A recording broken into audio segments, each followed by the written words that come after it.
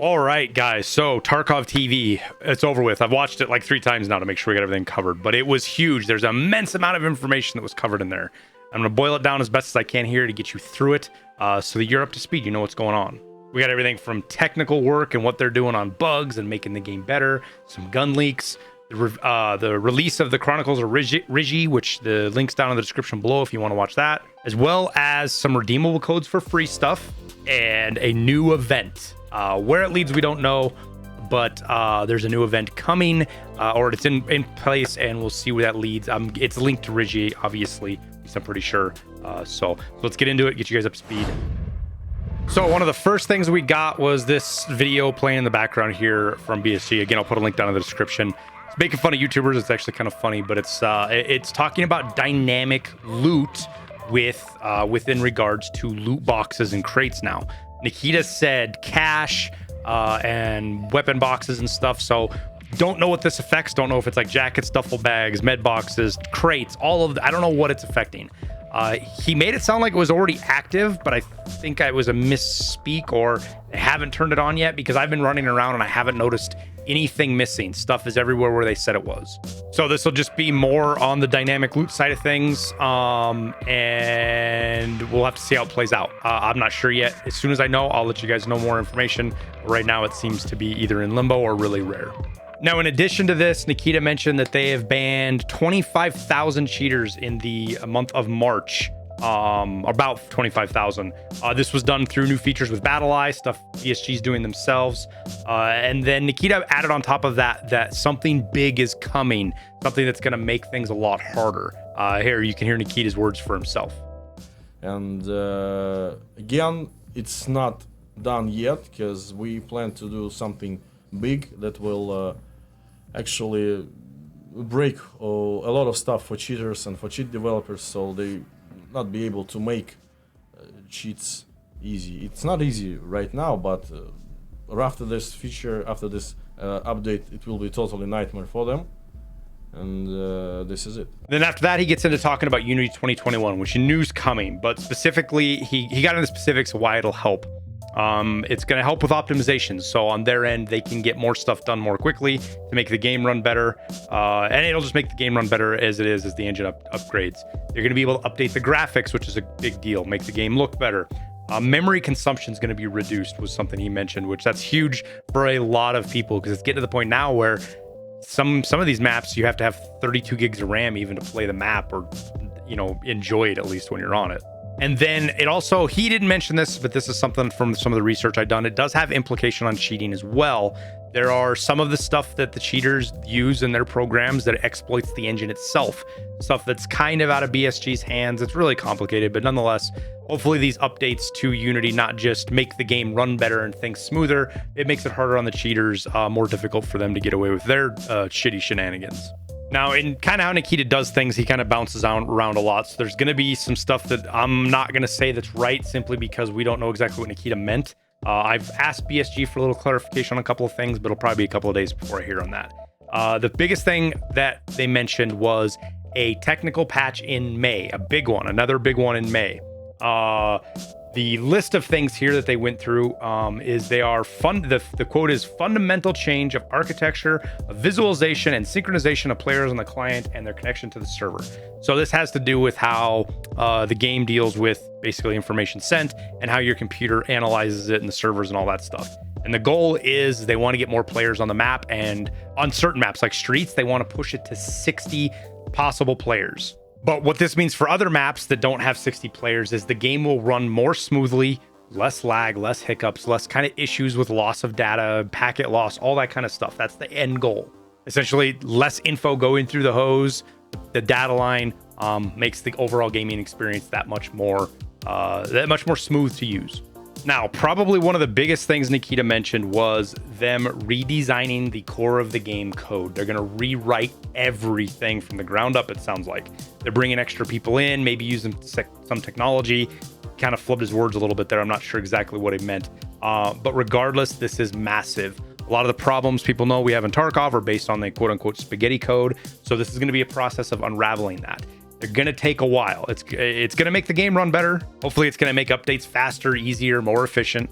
but it's going to be ongoing for the rest of the year. This isn't going to be something that's like, boom, they're done with it next week and we see the rewards. Nikita specifically said the rest of the year. So it's going to be ongoing, and we probably won't even see the fruits of this labor for a very long time. So quick blurb, not really a lot to say about it, but it is hugely important. Now, Nikita had his fancy little piece of paper. He had a bunch of goals he was talking about, very specific things that the team has and what they're working on. It started off with obviously increasing the number of players on streets to 60. And they're going to do that gradually and not on every location. Obviously not 60 players on factory, other than maybe an event or something. But that process of doing that will make everything else run better. In addition, they want to work specifically on hit registration, which is huge. They want to increase FPS. They want to give us all the FPS they can. They want to decrease desync and generally increase network optimizations, which that's piled into a bunch of other stuff that we've talked about already. And then the next big one is talking about refining the culling system. Now I'm gonna have this playing in the background. Nikita pulled up a video that kind of displayed it. Doesn't do a good job, but it shows that they're working on these new process of culling. And what culling is basically it makes it to where if you can't see an object, it doesn't render it. So like if you've got something on the other side of a wall from you, it doesn't show up. And so your game's not worried about trying to make it happen. And that makes things run faster. It's just better for optimization all around. But you'll see things pop in and out, and that's the process. Nikita talked about how what they're trying to do is make it to where that process is so fast you can't see it, and that there's no hiccups or hinges when it does happen, and they move it to where that point is. It's currently running on Streets and Lighthouse and being optimized to work better, but it will be applied to all locations, which will indeed make them run more efficiently. Now, after this, Nikita expanded on the recoil system, which was interesting to me because I didn't expect this. It's going to be reworked again. Apparently, where we're sitting right now is just a stopgap to make the community a little bit happier, but there's a whole entire rework with how it functions going through. This rework has specifically to do with the auto compensation and how that whole process works, and get it to where Nikita wants it. So he didn't give us a ton more detail on that, but it'll be something else that's interesting that we're going to have to just kind of wait and see as the days go on. And then one thing he did specifically mention that he brought up was that the glass in the game is a huge pain in the ass, the breakable glass. It causes a lot of performance issues, which is one of the big problems on Streets. And it's one of their primary focuses now to get that optimized, make it run better. Has to do with shaders and a lot of their processes. So that's kind of where they're at with Streets. Another part of where they're at with Streets, trying to get that map to run better so everybody can be on it.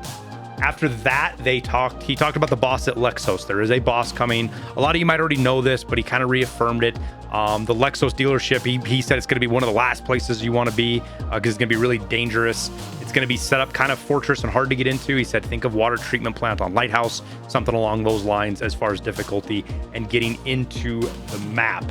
After that, they talked about blind fire animations. So currently right now, blind fire works in the way it does, but they're adding these newer blind fire animations as you can see them here. Again, I'll throw a link down so you can watch the video if you want. But it's going to change kind of how they work, how they look. And in relation to this, they are also working on switching from right hand to left hand with your weapon to get rid of the everybody so loved talked about right hand versus left hand peeking. That's all in there. That's all in the process. After that, they moved on to the sound system. Their plans there for the next 6 months. They're going to continue to iterate, make each location better, work on localization, sound settings. And the next one is going to be interchange. And this is kind of a picture of what they have here. These boxes represent the different audio zones for interchange. I don't know exactly what each box means or how it functions, but the point is it to show how complicated it is and how much is going on here as far as all the things that have to be done by hand to make each map work well. So this is the process. This is where they're at now with interchange and working through it. So hopefully we'll see that pretty soon, like they did with Shoreline and Reserve, as well as the continuing work to iterate and make the sound systems better and work properly. And then in addition to this, Nikita expanded on a couple of other specific points. And I'm looking over my script over here because there's a ton of information just so I can make sure I get it right for you guys. They're working on reverb optimization, which has to do with how you hear sounds based on sizes of rooms and how different sizes of rooms will sound different.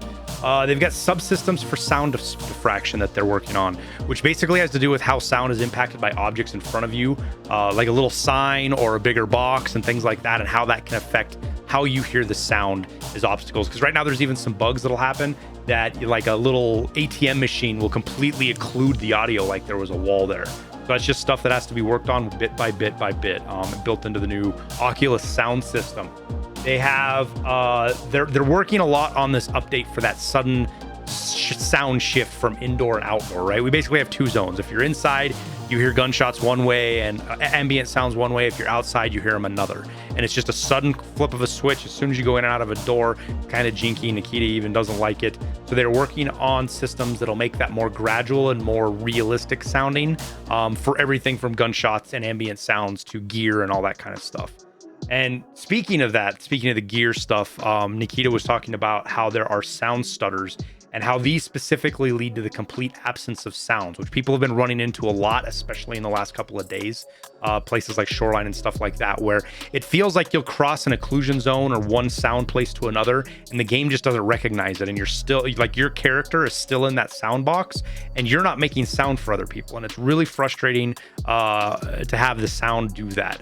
And apparently that is not just a bug. It has to do with all the different systems not working with each other. So you have Unity, BSG systems, and Oculus Audio, all of those working together. They get hung up and problems happen like this. So they're aware of it. They're working on it. They're trying to make that better. So that's the sound stutters he was talking about. And then a big one that I didn't expect, and I'm super happy to hear about, is, and we're going to hear more about it later, I only touched on it, was subsonic cartridges.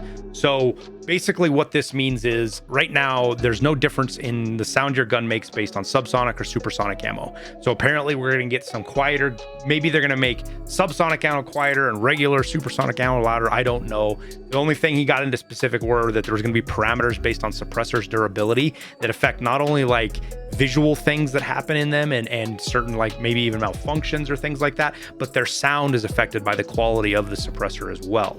So that's a big deal. That's a huge change, especially if they get suppressors to work more realistic. It'll put incentive to actually use subsonic ammos in some ways, because it'll be near impossible to tell where you're shooting at with some guns if you're using subsonic ammo.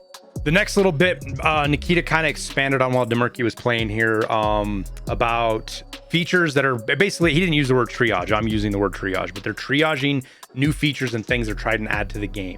So some things are getting cut out. They might make it to DLC, but it didn't sound like it. And he didn't give a ton of specifics. He did say that the BTR taxi on streets, that's coming. That's part of the game. Bipods, cover fire, like firing from cover or mounting to cover, as well as advanced character hitboxes and armor hitboxes. Those are coming, and we'll talk about those a little bit more in a sec. But those are in. But the customizable rigs has pretty much been cut. He said he hopes it makes DLC, but he's not sure. I would not hold my breath. It doesn't sound like we're gonna get customizable rigs, unfortunately. But if that means that they can focus on other stuff rather than just adding tons of new features, I actually think it's a good point. I think we're at a point in the game where they kind of just need to start buttoning stuff up and getting it functioning properly and get the game moved forward and quote unquote finished. Now, the next big thing we got, obviously, that everybody kind of got a little bit of, we got a sneak peek at vaulting. So some of the animations, and Nikita was super adamant that these are still a work in process. They're not finished. He didn't think they looked good, I guess. I think they look pretty good. There is some little wonkiness to them with like how you kind of float a little bit and stuff, but I don't know of any game where that hasn't happened when it comes to vaulting, just because of the complexities of that system. But lots of stuff here. I'll let this whole animation play in the background as I talk, but from getting out of windows, getting up on top of obstacles, hopping over fences, hopping up on top of little boxes, all that kind of little stuff looks like it's coming with these various animations, which is going to make movement around Tarkov change pretty substantially in certain places, especially if no longer you can do some of the like really quick movements, the parkour where you jump through windows and get through stuff a lot quicker because you don't have to mantle it or hurdle it. You can just jump right over it, right? But the trade-off is the ability to move places that sometimes you can't because you get stuck. And then after this, we got a pretty cool sneak peek of Trader UI. They're upgrading the Trader UI, and this is huge. They only played around here a little bit, but the long and short of it is it's going to make it a lot easier to click through the different menus, and just less clicks to get stuff sold, to get through your tasks, all of that kind of stuff. So it's just a UI upgrade, which is super cool. It's super big deal, something the game's needed for a very long time, and it's going to be a welcome addition from most people's point of views, I think. And then in the continuation of the UI kind of quality of life stuff, they showed us a very early representation of a preset screen, which is playing right here now, which means it looks like you're going to be able to like pick out the guns, maybe even your, not just your guns, but your gear, maybe even like the specific attachments, maybe even ammo in your mags, the whole 9 yards, save it. And then with a couple of clicks, either whether it's based on your inventory or whatever, you can gear up with everything and get into raid to really cut down on that out of raid time you spend in your stash, which is a huge deal. I think that is something the game really, really needs. So seeing that coming is going to be, is really exciting for me, and I'm happy for it because it's just going to make the game better.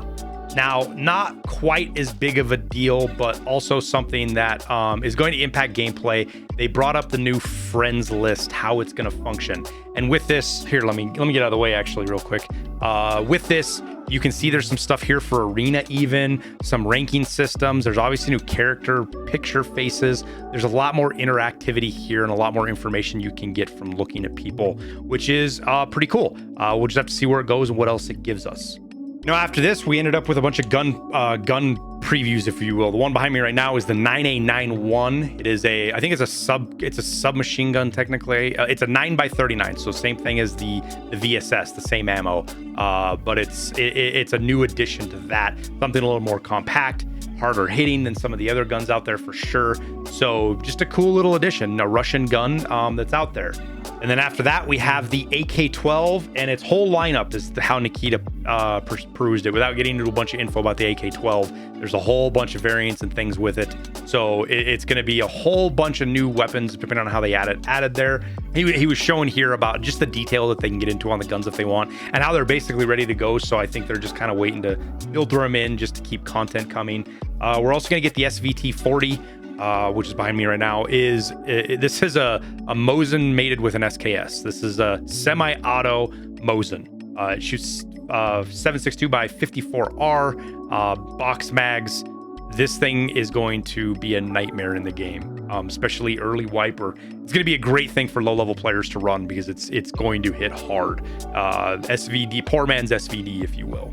And then after that, they showed us the GL40 being attached to scars finally, which is that's where this thing's already been in the game. It's been in for a while. It's a standalone weapon, but it's designed to be attached to the various scars. So it'll go on 5.56. This is 5.56 here, but it'll go on 5.56 and hopefully 7.62 as well. Just another attachment piece there that's super cool, fun to have. This is another Russian 9x39 weapon called the VSK. It's a designated marksman rifle, if I remember correctly. It's kind of similar to the 9A91 in the same way that the VSS and the ASVAL are similar to each other, but kind of not. You got to be a gun guy to really care about that stuff in the game. It's just going to be another weapon that shoots 9x39. This suppressor isn't integrated. It's thread-on, so you could go with or without a suppressor on it. And this might have something to do with some of the subsonic ammo kind of stuff they were talking about, because these are the kind of guns that will really benefit from that kind of a sound system. Now, as Nikita was talking later on, he kind of jumped around a little bit. He mentioned the MP40, which is the German submachine gun. It's going to be added because somebody on the team wanted it, I guess, which lucky that you can just want a gun like that and it gets added. Where's the Thompson, Nikita? The Thompson actually is in Russia. It's all over the place thanks to the Lend-Lease Act. I don't know about the MP40, but the Thompson is. So give us the Thompson, please. I would love to have that. But he also mentioned the PKM and the RPD as being on a list of weapons that are coming, which go Google those if you don't know what they are and figure what that's going to be like having those in Tarkov. They will be nightmares to fight against. Now, we got a taste of the advanced armor.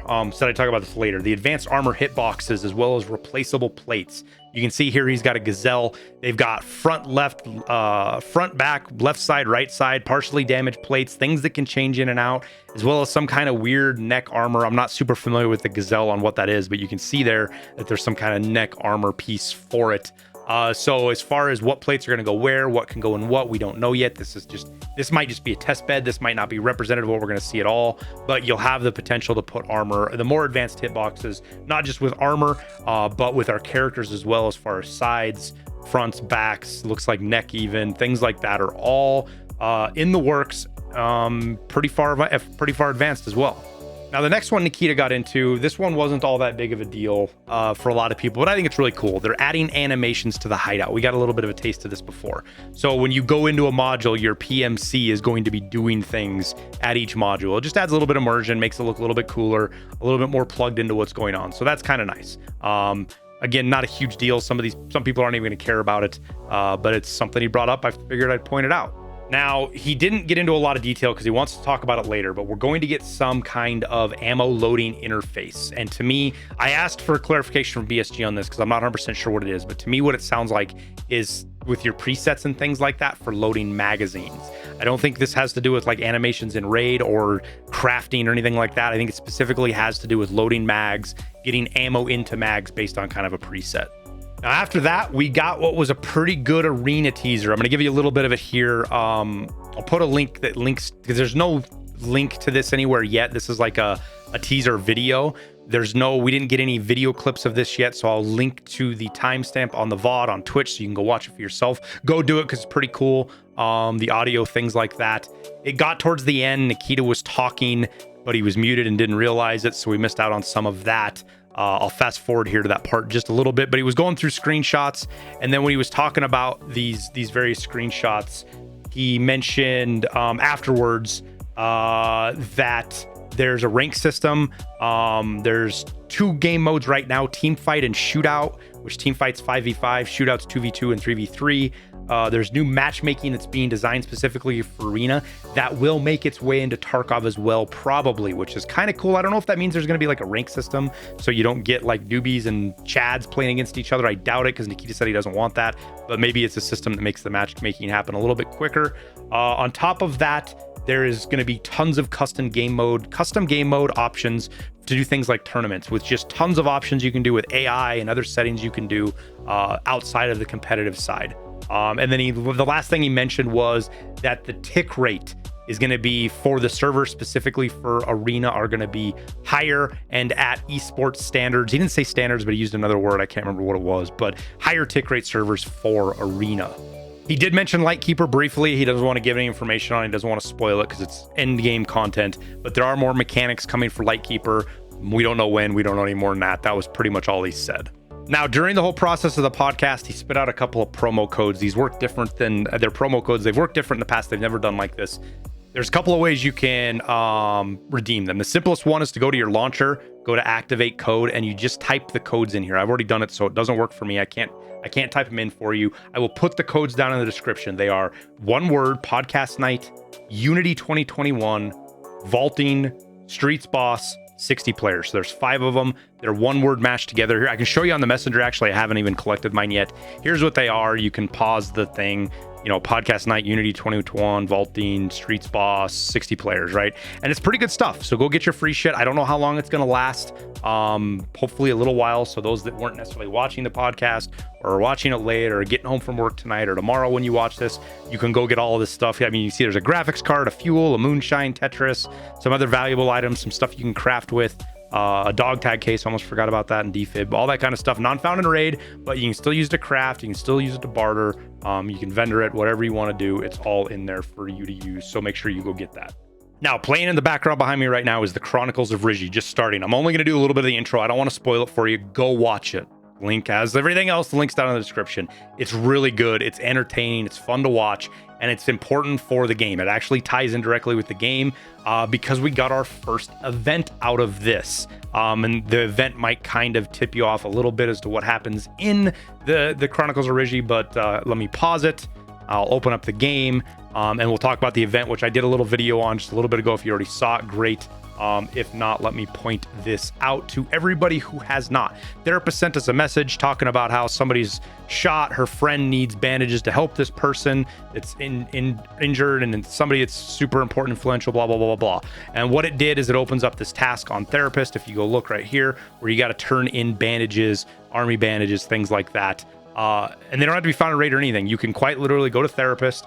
You can buy 200, I'll just do 100 of each, 100 regular bandages and 100 army bandages. And then you come back to her or I guess I didn't have to leave the screen, but then you can turn these in. Did I buy the wrong thing? Oh, I bought 200, whatever. So you can do that. You just click that auto button. I'll do it again for those that want to see it. You go into therapist, we'll buy 200 army bandages, and then I go to tasks. You turn in, you click auto, and boom, you turn in everything. And the rewards, I can't remember, somebody leaked them. I don't remember exactly what they are, but more importantly, we get another global statistic thing going on here. We're looking for people to help. We got to get to 10 million bandages turned in, which is a lot. That's a shitload. So once we get there, and that's a combination, you could turn all of one kind or the other in, so do whatever you want. We don't know what happens next. It's going to progress, but based on what has happened in previous wipes, these events lead to one thing after another, and more episodes of Chronicles of Ryzhy, and things going on in game as far as events and things like that. So pretty exciting. The conspiracy theorist in me says hang on to some extra bandages or the components to craft them, because after this, maybe we have a shortage of bandages, because 10 million is quite a lot of bandages to go through. But that is the event that has started and is going on right now. So I'll do my part. I'll get a bunch of these thrown in, get a little bit of stream time tonight. Spend some of my 50 million for a good cause. We'll see how many I can do before I get bored doing it 200 at a time. But do your bit if you want. If you don't, that's you. It's a video game. We'll get there eventually, no matter what. But with that, we'll wrap it up. Appreciate you guys hanging out and watching, especially with a longer video like this. They tend to be, but it was a recap.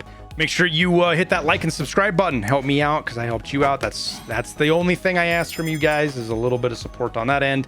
Don't hesitate to go check out my music on Spotify. It's free. It supports me. If you're a content creator, you can use it on your YouTube or in your Twitch streams without fear of DMCA takedowns or copyright strikes. Just make sure you attribute us. That's all we ask. Go check it out. Let me know what kind of music you like. Again, link down in the description.